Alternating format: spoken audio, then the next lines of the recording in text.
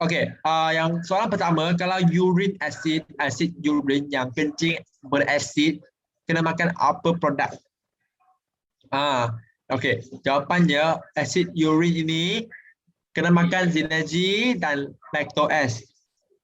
Sebab urine kencing yang dia berasid, dia kena mengeluarkan, kita kena keluarkan toksik-toksik yang dalam badan kita. Jadi kena makan lactose.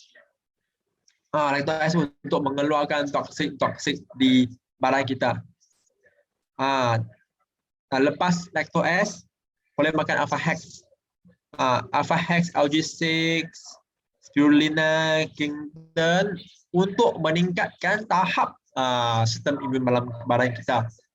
Macam tu, memulihkanlah untuk menambahkan kekuatan badan kita dalam mengeluarkan, menghapuskan toksik-toksik dalam badan itu. Macam tu. Dan penambahan pula boleh tambah sekali lah makan lactose sekali. Jadilah lactose, spirulina, algae-6, Kington semua sekali. Macam tu. Seterusnya, sebab kencing berasid, kencing asid ini dia berasal daripada toksik ke? Jawapannya ya. Sebab kalau badan kita ada banyak toksik, kita akan ada kencing yang berasid. Macam tu. Okeylah. Baiklah, kita harap jawapan Sistas ini dia menjawabkan soalan anda. Dan seterusnya, kita nampak soalan seterusnya. Kalau mulut tu busuk, mulut busuk ni macam mana nak selesaikan? Okey, jawapannya mulut berbusuk ini dia ada faktor-faktor tertentu lah. Faktornya pun daripada toksik. Kalau mulut bertoksik, kalau bukan mulut bertoksik ya, badan bertoksik dia akan menyebabkan mulut busuk juga.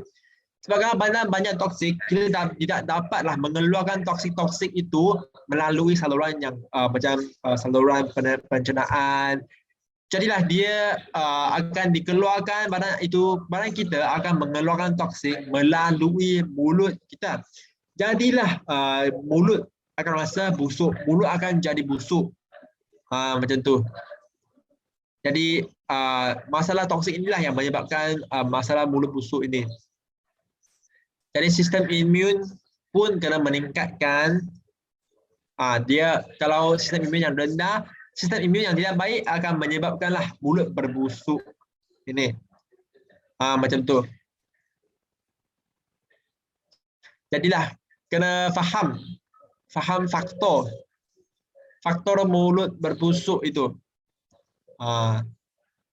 Adakah dia disebabkan oleh dia tidak ada darah yang mencukupi ke, sistem imun menurun ke dia ada apa-apa masalah yang lain untuk mencarikan punca dulu, barulah cari keselesaiannya. Cari faktor dulu, baru cari caranya. Macam tu.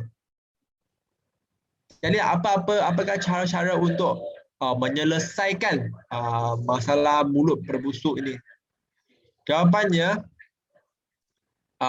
mulut berbusuk ini bolehlah diatasi ataupun dihapus dengan spirulina.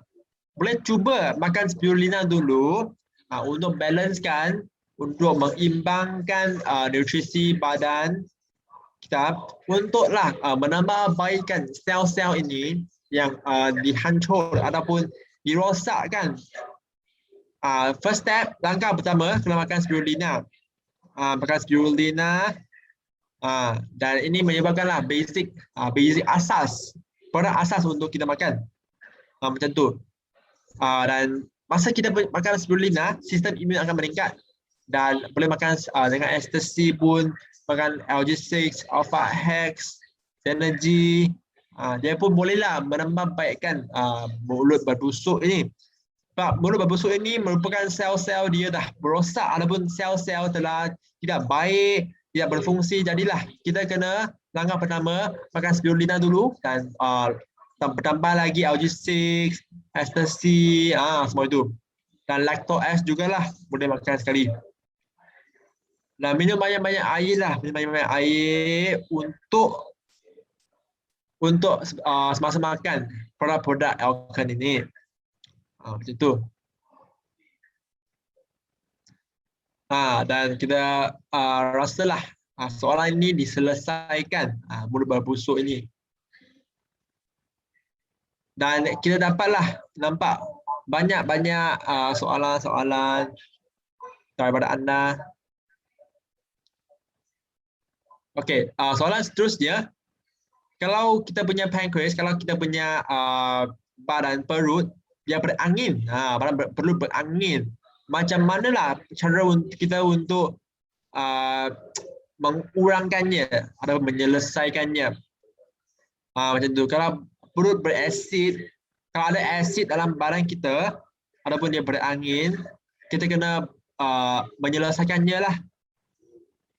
LG6 ini, seperti yang dikatakan oleh Shirin Eng, LG6 ini dia memang berbantu untuk usus kita, untuk menghapuskan asid kita.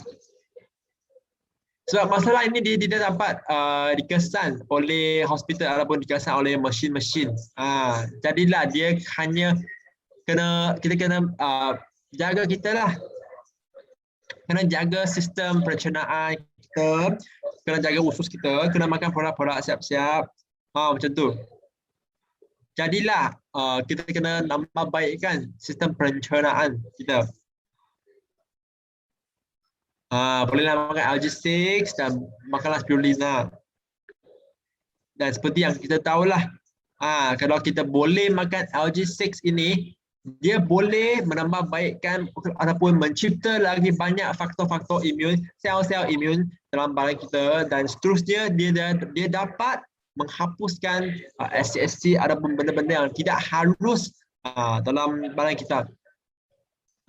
Dan kalau korang nak menerapkan nutrisi dengan lagi baik, bolehlah ambil LG6 ini.